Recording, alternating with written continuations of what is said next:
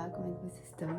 Eu vou pintar as unhas aqui, agora é domingo de noite, e eu acho que são umas 9h30 agora. Amanhã eu tenho que acordar às 5 porque tem treino. Eu tô bem animada, eu gosto muito quando tem treino, mas eu tô com muito sono, e final de semana eu só descansei, só relaxei. Eu não li uma página, tá, de nenhum livro, aliás, desde sexta-feira que eu não li nada, porque eu tenho aula, né, a manhã inteira de sábado. Da noite de aniversário, domingo passei o dia com visitas aqui, tava muito bom, mas eu realmente não li nem um pouquinho, e tá tudo bem. E aí eu vou tentar ler agora de noite, antes de dormir. Então a ideia é dar uma lida agora, antes de dormir, até pra não ficar no celular, que às vezes eu fico muito tempo, né, tipo, mexendo no TikTok, Instagram, e daí eu acabo não dormir muito tarde, e já acordo me sentindo cansada, né. E essa semana eu vou trabalhar home office, mas eu vou presencial um dia da semana. A ideia também é treinar 3 vezes e eu tenho aulas, né, de francês e de italiano também. Eu tenho que começar a pensar no meu trabalho final da disciplina de História da Arte, que eu preciso definir um tema para avaliar, fazer um estudo comparativo de imagens.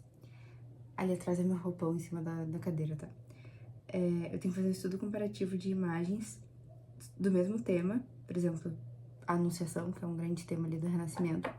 Aí eu tenho que escolher uma pintura, ou enfim, escultura, arte do Renascimento versus uma pintura, ou enfim, outra forma de arte do Barroco. Ou uma do Maneirismo versus uma do Barroco. E eu já tô com uma ideia de tema que eu quero escolher, mas eu não sei se vai ter no Barroco. No Renascimento eu já sei que tem, então, enfim, eu tenho até o final de agosto pra entregar esse trabalho, e agora a gente tá no início de julho. Mas eu queria, pelo menos, essa semana definir qual vai ser o tema, né? Qual vai ser a imagem que eu vou escolher, pra ir fazendo realmente aos poucos o trabalho, e não dá pra deixar pra última hora, porque eu acho que vai ser uma coisa bem difícil, assim, pra mim, porque eu nunca fiz esse tipo de trabalho. É muito uma parte mais técnica, né? Mais metodológica da área da história da arte, que eu nunca desenvolvi, né? Na área de história eu nunca fiz estudo comparativo, acho que de imagens, não que eu me lembre. Então é isso, né? Uma boa semana pra nós. Eu tô pintando as unhas tipo de um rosinha. Ai, acabei de botar o dedão só porque eu fui mostrar. Enfim, o caos. Mas vai ser uma ótima semana. Olhando a cagada que eu fiz aqui agora. Mas enfim, espero que seja uma ótima semana.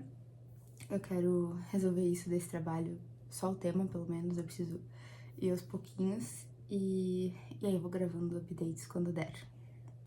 Bom dia, agora é 5h49.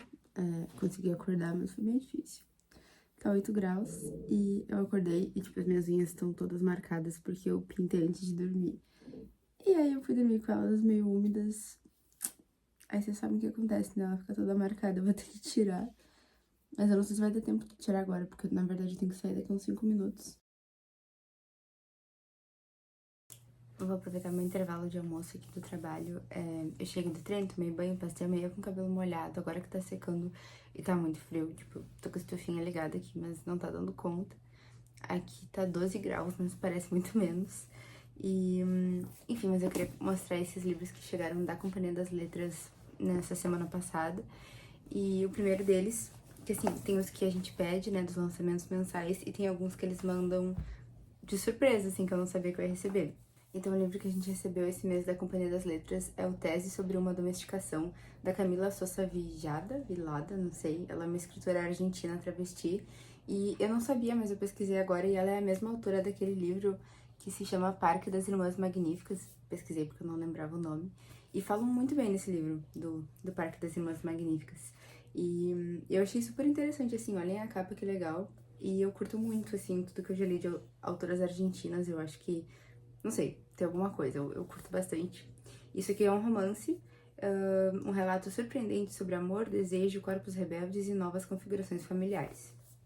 Então, bem interessante esse daqui. E daí temos os dois que foram escolhidos por mim agora desse mês dos lançamentos da companhia, Temos esse aqui da Penguin, que é o Novelas Exemplares do Miguel de Cervantes. E olhem que coisa mais linda. Sério, eu amo a Penguin, gente.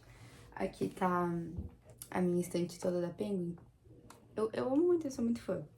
As edições são muito maravilhosas. Sempre começa com uma breve biografia do autor. E geralmente tem prefácio ou pós-fácio falando sobre essa obra ou a importância do autor, enfim. Aqui, pelo que eu vi até agora, tem vários apêndices, então o livrinho bem completo pra quem gosta aí do Miguel de Cervantes. E o outro que eu escolhi foi esse aqui, que é Caixa Preta, Escrevendo a Raça, do Henry Louis Gates Jr. E eu ainda não conheço o autor, mas diz aqui que ele é um dos mais respeitados especialistas contemporâneos em culturas africanas e afro-americanas. E ele é formado em História e tem doutorado em Literatura Inglesa. Então, assim, isso aqui deve ser muito interessante. Ele tá dizendo aqui que ele faz um balanço magnífico de como os negros dos Estados Unidos usaram a escrita para resistir às mentiras do racismo. De Frederick Douglass a Du Bois, de Zora Neale Hurston a Toni Morrison, há uma longa linhagem de intelectuais que revelaram os contornos e resistiram ao confinamento da Caixa Preta. Por meio de seus ensaios, discursos, romances, peças de teatro e poemas, reinventaram formas de autodefinição e pavimentaram o caminho para as gerações seguintes. Parece muito legal. Então foi isso. Eu agora vai terminar meu intervalo de almoço, tenho que voltar a trabalhar. Também ia contar que eu ontem consegui ler um pouquinho dos Irmãos Karamazov e consegui não ficar no TikTok de noite, que isso é uma dificuldade, né? Quando tem que acordar às 5, é muito bom. Eu percebo assim, quando eu consigo deitar só com o meu livro, eu leio um pouquinho, geralmente eu já tô com sono, então eu leio bem pouquinho e já vou dormir, sabe? O problema é quando eu não consigo abrir o livro e fico só no celular. Daí, é certo que eu vou ficar até mais tarde e que vai ser mais difícil de acordar. Depois eu dou mais updates. Tô no meu intervalo de almoço aqui, eu só queria comentar do que eu li hoje de manhã e ontem de noite. Ontem à noite eu li um pouquinho do Quiçá, que é o romance brasileiro que eu tô lendo. Tô achando bem legal, eu já tinha comentado antes, né, acho que no outro vídeo, que passa muito rápido, assim, quando tu começa a ler. Os capítulos são tão curtos que, tipo, tu vai engolindo e tu nem percebe e vai trocando, assim, de espaço e tempo da narrativa. Então tu vai descobrindo as coisas, daí tu volta e tu vai, enfim. Tô achando bem legal. Ontem de noite também, antes de dormir, eu li um pouquinho dos Irmãos Karamazov. E quando eu digo um pouquinho, gente, é sério, um pouquinho. É 2 páginas, que é o que eu tô conseguindo ler por dia. Pra ler mais de um livro ao mesmo tempo e, né, a hora que eu consigo ler eu já tô com muito sono. Então é isso, de pouquinho em pouquinho. Se eu pensar que eu tenho que ler pelo menos uma página por dia de cada livro que eu quero ler, pelo menos eu tô fazendo algum avanço, eu não tô parando de ler, desistindo por não ter tempo, né? Porque tu vai somando e geralmente a gente lê mais do que uma página, sabe? Tem dias que eu consigo ler mais e tal, então é isso. Não desistam só porque vocês têm pouco tempo, se vocês realmente querem muito ler e puderem inserir pelo menos uma página no dia a dia, né? Por exemplo, hoje de manhã eu queria acordar mais cedo pra dar uma lida, dar uma estudada, mas não deu tempo, porque eu acabei dormindo mais um pouquinho. Eu acordei pelas 7. Daí eu tomei café e eu comecei esses 2 aqui, porque como eu comentei acho que no último vídeo, eu terminei de ler O Inferno, né, do Dante, que é a primeira parte da Divina Comédia, que eu falei mais no vídeo passado, e agora eu comecei Purgatório, que é a segunda parte. E eu acho que eu não tinha comentado no último vídeo, mas vocês estão vendo essa ilustração aqui da capa? Ela foi feita pelo Sandro Botticelli, que é o mesmo que fez A Primavera e O Nascimento de Vênus e tantas outras obras maravilhosas, né? Diz aqui, imagem da capa, detalhe de ilustração de Sandro Botticelli, de 1445 a 1510, para a Divina Comédia de Dante Alighieri. E eu achei isso muito maravilhoso, não fazia ideia que era do Botticelli isso daqui. Bom, então comecei o Purgatório, li o primeiro canto, e ele vai começar aqui de novo evocando a musa, né? E pra quem não sabe, assim, isso é uma prática muito comum nas poesias heróicas, assim, os grandes épicos, por exemplo, na Ilíada, o início já tá se evocando as musas para que sejam inspirados, né? Enfim, Homero ou seja lá quem... Enfim, não vou entrar na questão América aqui, mas geralmente esses poemas, grandes poemas, começam com uma invocação às musas para ter uma inspiração, enfim, para escrever e trazer, enfim, declamar o poema. Então ele vai no início aqui falar assim: mas ressurge aqui a morta poesia, desde que a ti pertenço, ó santa musa, e aqui Calíope, com a mesma harmonia, de novo surge, e meu canto conduza, com a qual cada infeliz pega de me tira, ouvindo-a já desesperar escusa. a Calliope, que é a musa da poesia heróica.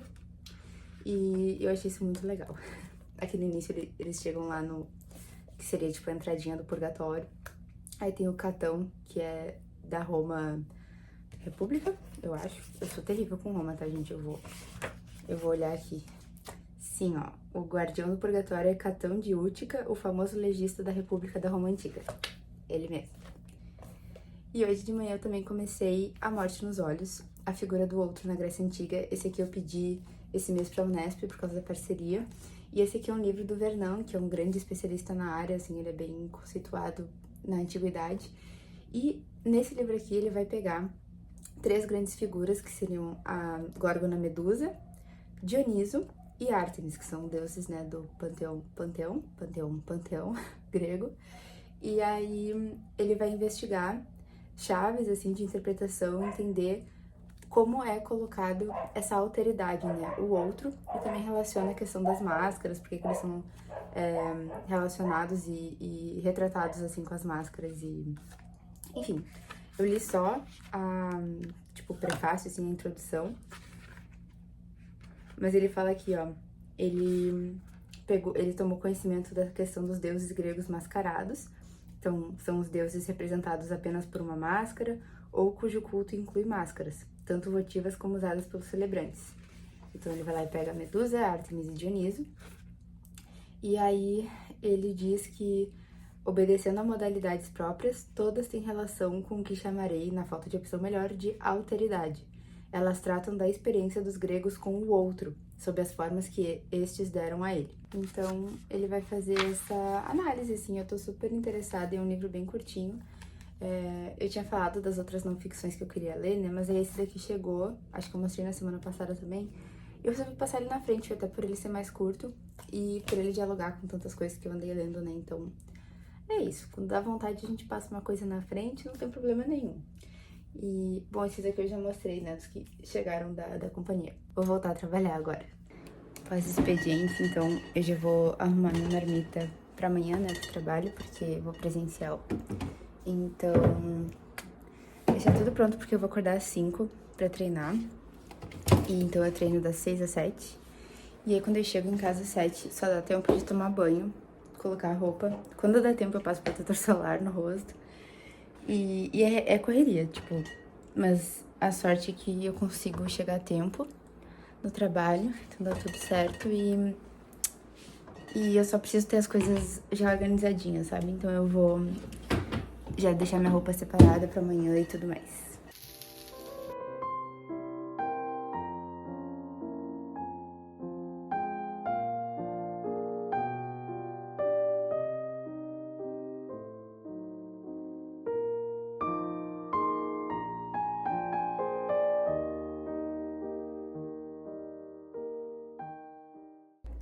Acabei de jantar, eu tava lendo A Morte nos Olhos e eu li um pouquinho do Segundo Canto do Purgatório, mas aí eu parei pra vir organizar as coisas, porque assim, eu já falei, né, amanhã eu tenho que acordar às 5, então eu pensei o seguinte, eu vou já separar minha roupa da academia de amanhã de manhã, deixar em cima da minha mesa ou da minha cadeira, e já deixei minha marmita pronta, os lanches prontos, eu vou arrumar minha mochila também, porque eu ainda não fiz isso, a mochila do trabalho.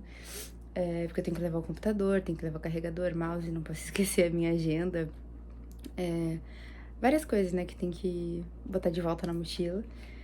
E vou deixar organizado isso agora, porque amanhã de manhã eu tenho muito pouco tempo, né, pra verificar se tá tudo certo. Então, dica é sempre assim, né, a gente se planejar o máximo possível pra não deixar as coisas pra última hora, porque daí é mais fácil acontecer alguma cagada, né, e tomar bastante água.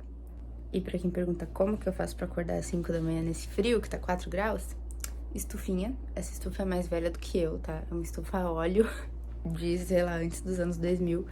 E o ar-condicionado, né, gente? Podendo... Tipo, agora meu quarto tá muito, muito, muito gelado. A minha casa é uma geladeira, tipo... Eu tenho certeza absoluta. E todo mundo que já vem na minha casa sabe. Quando tu entra, parece que tá 10 graus abaixo da temperatura que tá na rua. É bizarro, é bizarro. Isso é bom no verão. Mas no inverno, com a umidade, é difícil, então só com arzinho e com estufa mesmo pra conseguir levantar. Eu tô com a mão congelada, eu tô com blusão e um pijama bem quente aqui embaixo. E é isso, né? Bom dia. Essa é a cara de sono às 5h10. Tô esperando meu leite esquentar. E ainda bem que eu deixei tudo separado. Eu já liguei ali a estufinha pra esquentar o quarto pra depois do café da manhã eu conseguir me vestir.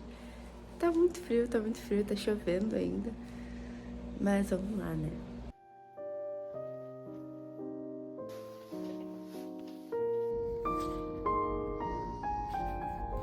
Fiquei pronta aqui pra ir pra aula e aí eu queria responder essa pergunta aqui, né? Que seguido me perguntou na DM esse tipo de coisa. E o que que me motivou a criar o Liter História como um todo, né? No começo foi só o Instagram, depois o TikTok e o YouTube depois. Primeiro que eu sempre acompanhei conteúdo sobre livros, desde que eu tomei ciência que existia isso no YouTube, né? Então eu com 12, 13, 14 anos, tudo que eu assistia era Bookshelf Tour, era os vlogs de leitura, resenhas, sempre no YouTube. E eu gostava muito, assim, e é uma coisa que eu levei pra vida toda. Hoje em dia, o que eu mais gosto de ver no YouTube são vlogs de leitura. Assisto menos Bookshelf Tour porque são mais longos, né? Mas, enfim, é uma coisa que eu sempre gostei muito. E na pandemia, a gente teve que ficar em casa, né? O período da quarentena. Então, acho que foi em outubro de 2020, que foi o primeiro ano da pandemia, eu tava seguindo já desde o início de 2020 vários perfis no Instagram que falavam sobre livros. Então, eram Instagrams específicos de resenhas para livros e que as pessoas falavam das suas leituras. Eram geralmente Instagrams secundários de pessoas que tinham outra conta, né? Daí eu comecei a interagir mais, comecei a gostar. Eu pensei, eu já tô postando bastante isso no meu Instagram normal, mas eu queria ter um lugar centralizado pra seguir muito mais gente, né, que fale de livro e pra eu poder postar mais coisa, sem que seja no meu Instagram pessoal, né? Até porque as pessoas que me seguiam, tipo, do colégio, muitas vezes não estavam me seguindo pra saber de livro, né? Daí, beleza, criei o perfil, comecei a postar mais, comecei a seguir muito mais gente, a gente começou a trocar muita ideia. E era bem comum, assim, as gurias, tipo, pessoas que eu fui conhecendo, principalmente mulheres que cursavam história em outros estados do Brasil. Daí a gente começou a ter muitas trocas, assim, e daí eu gostava muito de ver a rotina delas. A gente, enfim, conversava bastante, compartilhava as coisas uma das outras, o que eu ainda faço, né? Se eu gosto do conteúdo das pessoas que eu sigo, eu compartilho. E aí, eu fui tomando gosto, assim, achei que foi muito positivo para as minhas leituras e que quando eu recebia, e eu continuo recebendo muitas mensagens de pessoas dizendo que eu tô motivando elas a ler, ou que eu mostrei um livro que elas adoraram, ou que a minha rotina também inspira elas a fazer o que elas precisam, enfim, eu fico genuinamente muito feliz com isso e me trouxe uma satisfação mesmo. Então, eu me encontrei muito nisso. E eu, desde pequena, também sempre gostei de ler. Meus pais liam pra mim antes de dormir, quando eu não sabia ler ainda. E daí, quando eu aprendi a ler, eu ficava com meu livrinho e eles com o livro deles, deitados assim, antes de dormir, até pegar no sono. Porque na minha casa não podia ver TV. Dava 8 horas da noite, cama, dormir. E livrinho. Livrinho tava liberado. Então, por muito tempo era isso que eu fazia antes de dormir. Nunca tive TV no quarto, enfim, meus pais nunca deixaram. Então, me sobrava ler, né? E aí, e também não tinha celular, o que facilitava muito a vida dos meus pais e a minha, né, pra dormir melhor. Mas aí tá, sobre o YouTube, bem isso, como eu já tava muito inspirada por esses canais que eu sempre gostei de acompanhar, e como eu tava vendo que as pessoas estavam gostando do que eu tava trazendo no Instagram, às vezes eu sentia falta de um espaço onde eu pudesse falar com mais calma, fazer vídeos mais longos, que é o que eu gosto de consumir. Eu amo, assim, ó, um vlog pra mim tem que ter mais de 30 minutos, de preferência 20, 30, 40. Tá muito legal pra mim. Então eu pensei, eu vou fazer algo que eu gosto de assistir, que eu consumo e que me motiva e me inspira, né? Com o objetivo de também fazer isso pelas outras pessoas, enfim, quem gosta de assistir, pra que tenha mais, né, vídeos sobre isso, porque eu adoro. E então, combinando a leitura, que foi algo que sempre fez parte da minha vida, com criação de conteúdo, que eu também sempre gostei de tirar foto. Desde pequenos, meus pais tinham câmera aqui em casa. Eu tava revendo umas fotos de quando eu tinha 4, 5 anos, eu tirei foto de todo o meu quarto. Eu tenho a minha vida toda documentada em fotos, graças aos meus pais que deixavam eu pegar a câmera digitalzinha deles. E, enfim, eu tenho câmeras, né, alguns tipos de câmera. Quando eu pude, a primeira coisa grande, assim, que eu comprei na minha vida foi uma câmera digital daquelas, acho que é da Nikon, que é uma meio pra iniciantes, assim. E dá pra ver pelo meu Instagram, eu sempre gostei muito de foto, sempre postei muita foto, então a minha vida sempre esteve documentada em foto ou vídeo. E é uma coisa que eu gosto muito, assim, então juntou tudo isso e acho que é isso, basicamente, a resposta, assim, é mais porque é algo que eu sempre quis fazer, que eu sempre gostei de fazer, e eu tenho achado muito positivo, assim, o resultado no sentido das trocas que eu tenho com as pessoas e do que as pessoas me falam quando a gente conversa. É muito satisfatório mesmo, é muito legal. E eu quero continuar fazendo isso porque realmente é algo que me faz muito bem e que motiva a mim mesma também, né? Quanto mais eu, tipo, se eu tô gravando um vídeo, eu penso, eu quero ler mais tal livro porque eu quero comentar tal coisa, sabe? Então é algo que me inspira a continuar fazendo as coisas que eu mais gosto, quando eu tenho tempo, né? Obviamente, porque isso é uma questão. Inclusive, eu preciso sair em seguida, então vou desligar aqui.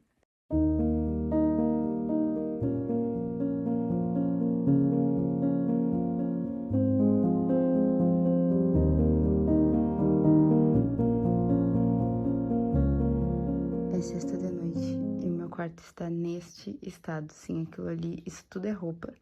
Tem mais roupa aqui, computador, estufa, o tripé que eu abri hoje, que tá então o lixo ali no chão.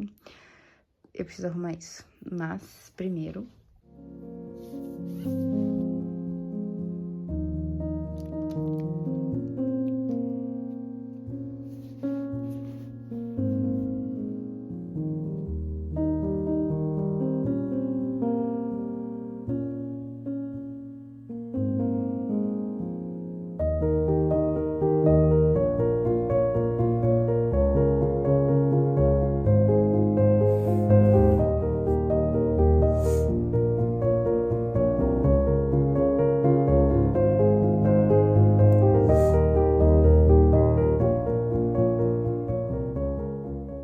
Temos um tripé, realmente um tripézão. E no fim eu não arrumei meu quarto ontem. E agora de manhã eu tenho aula de italiano, mas eu preciso arrumar porque tem bagunça por tudo que é lado. E eu tenho, na minha opinião, um método muito bom pra arrumar o quarto, que é assim, eu sempre começo tirando tudo que não pertence ao quarto. Então eu comecei tirando as coisas que ficam, na verdade, no banheiro, tirei o lixo. Daí eu vou pra próxima categoria. Geralmente, a minha segunda categoria é o chão. Então eu tiro todos os sapatos, coisas que estão pelo chão. E depois eu vou pra roupas, que roupa geralmente é a coisa que mais tem espalhada pelo meu quarto. Então eu guardo todas elas. Geralmente depois eu vou pra categoria acessórios. Sempre tem anéis, brincos, coisas por cima, assim, do balcão, que tem lugar próprio. Então eu devolvo cada coisa pro seu lugarzinho. E depois, geralmente, a minha última parte é a bancada, que sempre tem umas coisas que não precisam ficar em cima da bancada. E quanto menos coisa fica ali em cima, mais ajuda, né? E a cadeira, tem 2 cadeiras no meu quarto. Uma delas não é do meu quarto. E eu só consegui tirar ela depois de ter tirado um monte de roupa que tava em cima dela, né? Mas enfim, daí quando eu terminei de arrumar o quarto, eu fui direto pra aula de italiano, que é das 9 ao meio-dia. E foi isso, assim, para essa semana. Vou finalizar esse vídeo por aqui, que já tá bem longo. E, por favor, me contem nos comentários o que vocês gostariam de assistir por aqui, o que vocês têm mais gostado. E até mais!